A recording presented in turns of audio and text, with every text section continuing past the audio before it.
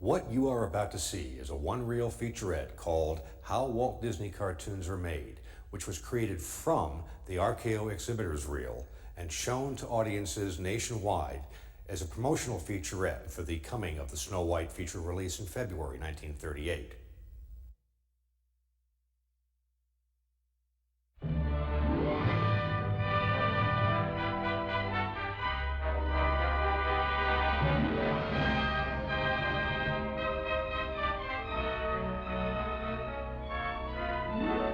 From Hollywood comes the most exciting motion picture news of 1938. Walt Disney has completed and released his first full-length feature production, Snow White and the Seven Dwarfs, in Technicolor, the most daring adventure in screen entertainment since the birth of the motion picture. As its credit titles, longest in cinema history, flash across the nation's screens, audiences for the first time realize the tremendous amount of manpower required for the production of this epoch-making animated picture. The entirely new form of storytelling that already has captivated every man, woman, and child who has seen it. Just how was Snow White and the Seven Dwarfs created? And how are the famous Disney short films made? To give you the answer, we take you behind the closed doors of the famed Walt Disney Studio in Hollywood. Doors usually barred to all visitors. During the past 3 years, the studio staff has grown from less than 300 to more than 700 artists and musicians. They worked in shifts, night and day, to complete this unique experiment in entertainment. Remember as a kid how you made your own movies by drawing little figures on the pages of a pad and flipping the pages to make the figures move? That's the basic principle behind animated pictures today. But that's not all there is to it. First, you need a story. Thinking up funny stories is the job of Walt Disney's writers, gag men, and sketch artists. After much trial and error, several hundred rough drawings illustrating the high points of each story are completed. Let's follow the story into conference, where Walt Disney and his hard-boiled directors look it over. Not a picture, long or short, goes into production without Walt's personal okay. Next, a director whips the script and dialogue into final form. Then he calls in his assistants, including his musical composer, and plans the score of the picture, timing out each scene carefully. He even acts out every move of the action, so that the men who work with him can visualize what the scene will look like on the screen. Now he sets his expert animators to work, the skilled artists who draw every movement in complete detail, just as you will see it in the theater. Each animator's drawing board is lighted from below. He looks through the paper at the character he has previously outlined and draws the next movement in correct position. This clever animator is using a mirror to capture a tricky facial expression like this.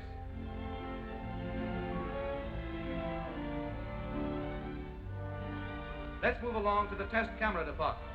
Here the animator's rough drawings are photographed in sequence, one at a time. This film is developed and returned to the animator, who checks to see how good it is by running it in a small projection machine called a moviola. In this moviola, as the animator runs his film backward and forward, we catch a graceful glimpse of the screen's newest heroine, Snow White herself. Now we're in one of the studio projection rooms, where Walt and his staff study the rough animation of a sequence about the 7 lovable little dwarfs.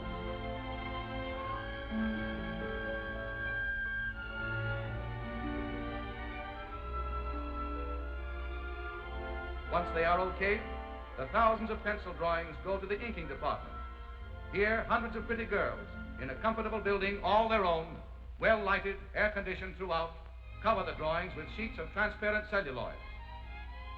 Then they painstakingly trace every line of every drawing in ink, following exactly in every detail the original animation drawings. Now the picture moves into its final stage, color.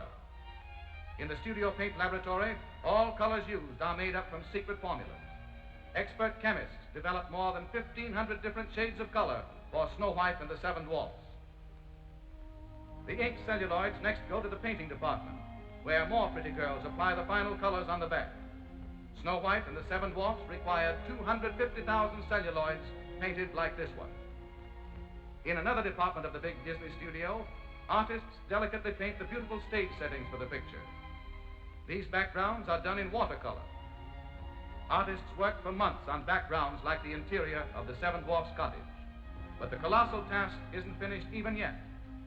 The celluloids and backgrounds must still be photographed by the master camera in Technicolor. Here the operator puts a Donald Duck celluloid on top of a background as the overhead camera exposes one frame of film. To photograph Snow White and the Seven Dwarfs, this operation had to be repeated more than 500,000 times. Next, the film passes into the hands of technicians, and the sound effects are recorded.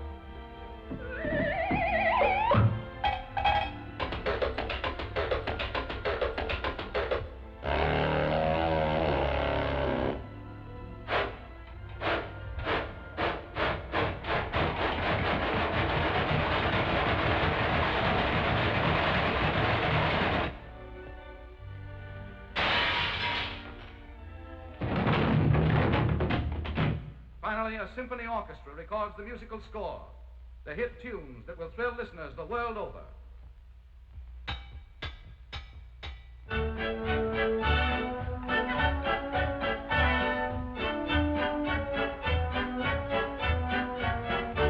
Now comes a crucial moment, the picture's world premiere in Hollywood. Crowds flock to see an animation exhibit set up outside the theater and to enjoy Dwarfland, a miniature village with real dwarfs. When the picture opens at the famed Carthay Circle Theater, every star and executive in the movie colony turns out to pay tribute to the genius of Walt Disney. Leo Spitz, president of RKO Radio Pictures, Mickey and Minnie Mouse, and Donald Duck, Bob Burns and the Seven Dwarfs, Shirley Temple, Marlene Dietrich and Doug Fairbanks Jr., Luella Parsons, famous movie critic, and Walt Disney himself to present to the world his greatest achievement. Next day, newspaper and magazine critics rave about Snow White and the Seven Dwarfs, says the usually hard-boiled reviewer of Time magazine.